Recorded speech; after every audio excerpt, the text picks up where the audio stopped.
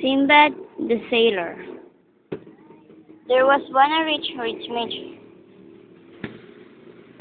There was once a rich merchant who didn't left everything to his son, Sinbad. The young man began to give grand parties and bought costly clothes and presents for himself and his friends. Before long, Sinbad had spent nearly all of his money. I don't like the idea for being poor, said Sinbad. I'll become a merchant trader like my father. So he took my so so he took what was left of his money, bought some goods and had them loaded onto a ship. Then he set up to make his fortune.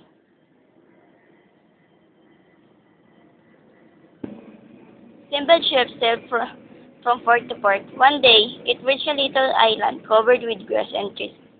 Let's go have a picnic, cried the sailor. They all went ashore and started to build a fire.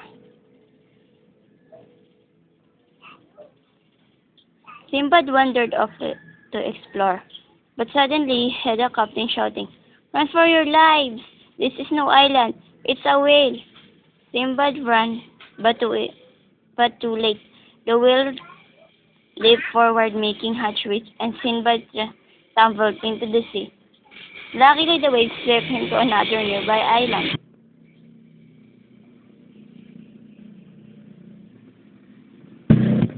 Sinbad walked for many days before he was found by a servant of King Maharahan, who ruled the island. When the king heard Sinbad's story, he made him his harbor master. One day, what should Sinbad see but his old ship coming into port? "We still have your goods," cried the captain. Sinbad gave his very finest goods to the king and asked for permission to leave. "You have served me well," said the king. "May Allah bless you." Sinbad said goodbye and sailed home. Sinbad led a pleasant life for a while, but soon he began to long for travel and adventure. Once more, he decided to go to sea as a trader. After several weeks, Sinbad's ship was again anchored in a strange island. Everyone went ashore for a rest. Sinbad went exploring, and he was away for such a long time that he didn't hear the captain call, "All aboard!" Suddenly, he saw in distance the ship was sailing off. "Oh, how will I ever get home?" he cried. He wandered about, and then he covered the hatched mysterious egg. Soon a gigantic bird called a roc flew down gently on the egg and went asleep. Sinbad dried himself to one of the bird's eggs. In the morning, the roc flew away with Sinbad hanging for dear life. The bird landed in a rocky valley, and Sinbad quickly flew himself to his amazement. He saw diamonds twinkle everywhere. He picked up as many as he could, then climbed, hoping to escape.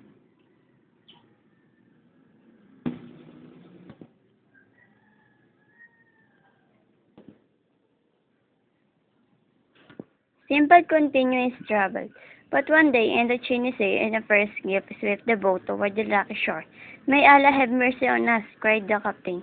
At that moment, the dreadful monster rose out of the sea and seized the ship in its jaws. Sinbad was tossed into a foaming waves and just able to swim to safely. His companions were not so lucky, for the monster dashed the ship against the rock they had climbed onto. They were all killed.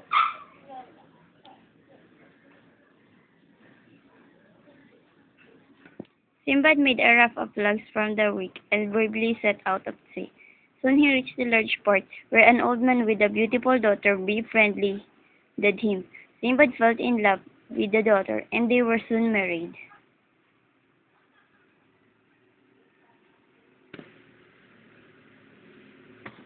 Once a year, the men of the city grew wings and flew wildly into the sky. Sinbad, always curious, asked for the secret to growing wings, but his new wife was afraid for her life.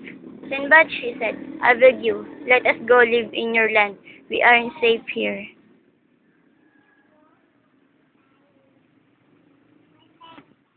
Sinbad at last agreed to return home with his wife and his new family. They sold their property and sailed home with a rich cargo. Sinbad had been away so long that people thought he would never come back. But here he was, said a beautiful wife, and richer than. You really are Simba the extraordinary sailor, they said. Sinbad smiled. Yes, he said. But my troubles are over now. For the rest of his days, Sinbad never stopped being Jiren's host, and his guests came far and near to hear his strange adventures.